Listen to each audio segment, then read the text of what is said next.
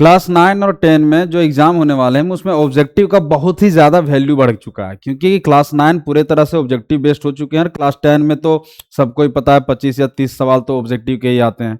तो आज से हम फोकस करेंगे कुछ ऑब्जेक्टिव सवाल पे। जैसे क्लास 9 के लिए जो सबसे ज़्यादा इंपॉर्टेंट है वो है टेम्परेचर से रिलेटेड कुछ सवाल। इसके एक शॉर्ट ट्रिक्स हम बता चुके थे, अगर आपको याद हो तो ठीक है, नहीं तो फिर भी हम आपको फिर से बताने की कोशिश करते हैं।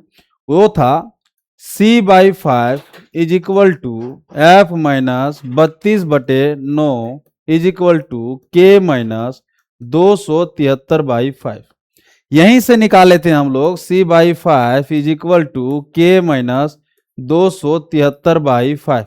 ये कट जाता है और वैसी से हम बनाते थे C प्लस 273 बराबर केल्विन। सेल्सियस को केल्विन में बदलने के लिए हम क्या करते हैं, सिर्फ 273 जोड़ देते हैं, वो इसी से आया हुआ है। अगर ये आपको याद है तो बनाना बहुत ही ज्यादा आसान हो जाएगा। जैसे अभी हम ट्राई करते हैं। क्या है सवाल, 573 केल्विन तापमान बराबर है कितने डिग्री सेल्सियस का।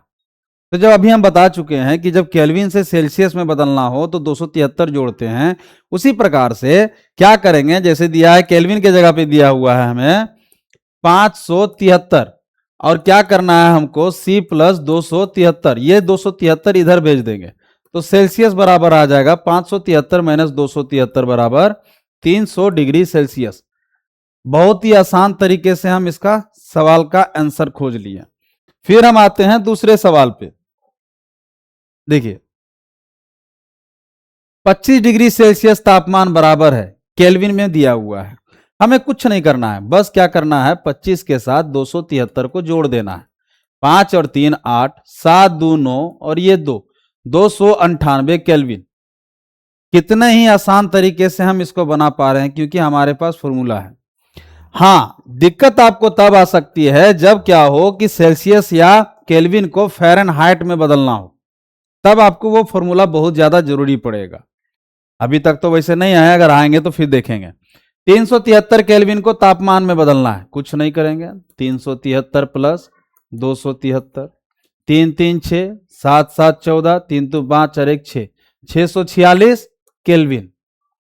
चुटकियों में हम इस सवाल को बना पा रहे हैं। फिर से आगे आते हैं। हाँ, अब सवाल बदल गया। गर्म भोजन या इत्र की गंध दूर तक किस कारण से फैल जाती है। सवाल का ऑप्शन दिया हुआ है विसरण, संलयन, वाष्पन, द्रवण। हम इसको पढ़ चुके हैं किताबों में कि एक विसरण के कारण ऐसा होता है। भोजन जब गर्म होता है तो उससे जो वाष्प निकलते हैं वो क्या करते हैं, वो फैल जाते हैं, क्योंकि गैसों में विसरण के गुण सबसे ज्यादा होते हैं। हो सकता है कुछ एग्जाम्पल भी हम दिए हुए हैं।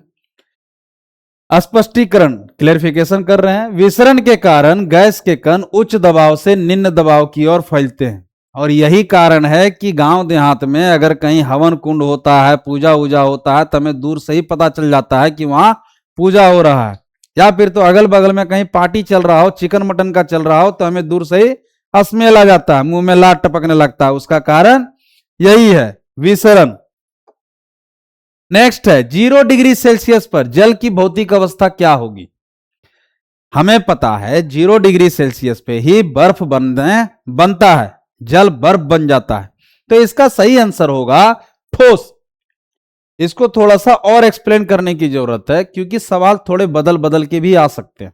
जैसे water freeze to ice at 0 degree Celsius, पानी जो है वो 0 डिग्री सेल्सियस पे बर्फ बन जाता है, और जब 0 डिग्री सेल्सियस और 100 डिग्री सेल्सियस के बीच में रहता है तब जल क्या होता है, अपने द्रव अवस्था में रहता है, पानी में रहता है। और जैसे ही 100 डिग्री सेल्सियस से वो ऊपर उठना शुरू हो जाता है, वो क्या होता है, अपने गैसीय अवस्था में पहुंच जाता है, वाष्प बन जाता है, भाप बन जाता है।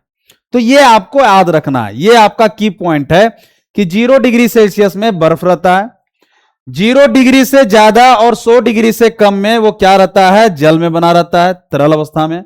और जैसे ही 100 डिग्री सेल्सियस से वो प्लस हो जाता है, वो क्या हो जाता है, गैस अवस्था में पहुंच जाता है। नेक्स्ट है कप की अपेक्षा प्लेट में चाय का तापमान कितना होगा, कम या ज्यादा।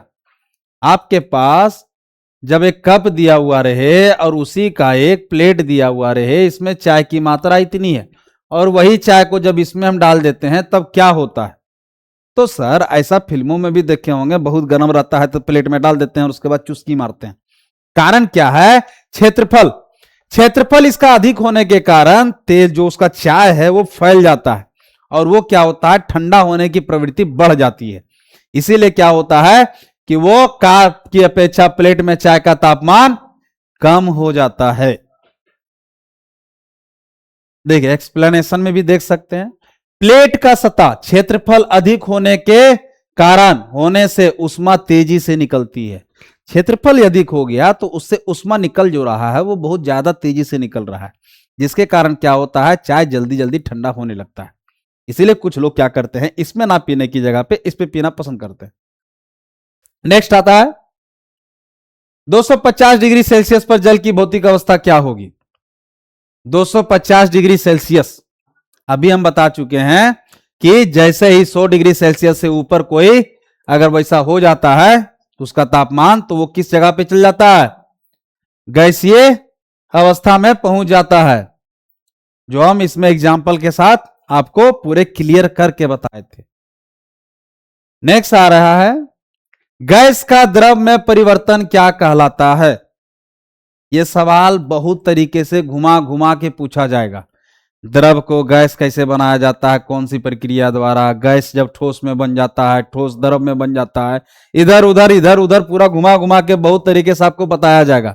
उसके लिए सबसे आसान होगा, आप इसको एक बार याद कर लीजिएगा।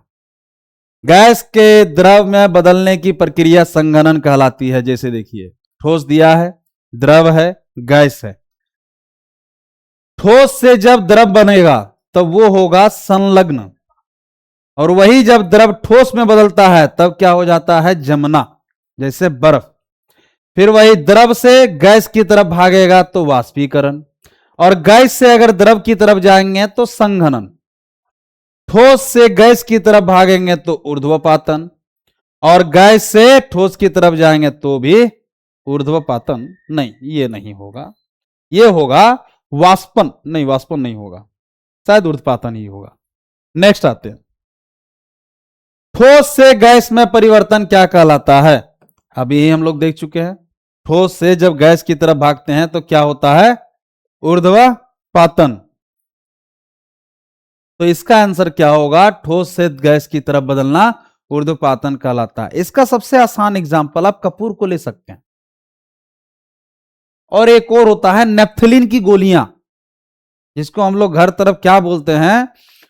सल्फास का गोली। सल्फास नहीं बोला जाता है, कुछ और बोला जाता है, लेकिन व्हाइट व्हाइट आता है, वो गोटी जैसा साइज का, जो हम लोग क्या करते हैं? कपड़ों में डाल के रखते हैं ताकि कीड़ा ना लगे। वो भी देखिएगा धीरे धीरे ठोस से क्या होता है? गलना शुरू होता है, एकदम गायब होना शुरू होता है, धीरे धीरे एकदम पूरा जीरो हो जाता है। आखिर जाता कहां है? तो ठोस से डायरेक्ट वो क्या होता है? गैस की तरफ भाग जाता है।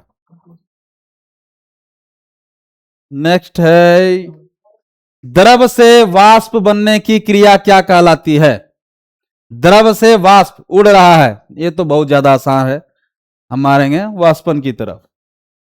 जब भी ये आपको याद करना है, इससे क्या होंगे? आपको 3-4 तरीके से सवाल जब भी बदल बदल के आएंगे, क्योंकि होता क्या है, सेटर है पगला, अगर दिमाग में कुछ रहता नहीं, कहीं फ्रस्ट्रेशन कहीं निकाल देगा, तो थोड़ा सा क्या होगा कि वो अपना फ्रस्ट्रेशन के चक्कर में आपका बोरिया बिस्तर नहीं समझ दे। तो इसीलिए क्या होगा, थोड़ा बहुत ये सब याद रखिएगा, यह आपको एग्जाम में जरूरी हमेशा काम देगा। द्रव से वाष्प बनने की क्रिया वाष्पन कहलाती है, यह आपको याद करना होगा, यह बहुत ज्यादा जरूरी है। फिर से एक बार दोहरा देते हैं, ठोस से द्रव बनेगा तो संगलन, द्रव से ठोस बनेगा तो जमना, द्रव से गैस की तरफ भागेंगे तो वाष्पीकरण, जैसे हम लोग क्या करते हैं, खाना वाना बनाते हैं, देखते हैं भाप निकलता है, और फिर गैस से द्रव की तरफ जाएंगे तो संघनन। जैसे कभी क्या होता है कि कभी देखिएगा रूम वूम का शीशा या फिर तो पानी का बोतल, उसमें बाहर की तरफ से धीरे धीरे क्या होता है? पानी जमना शुरू होता है, वो यही है, गैस से क्या होता है? द्रव की तरफ बनना। फिर है ठोस से गैस की तरफ बनना, ऊर्ध्वपातन, और उसके बाद गैस से ठोस की तरफ बनना, इसको निक्षेपण कहा जाता है।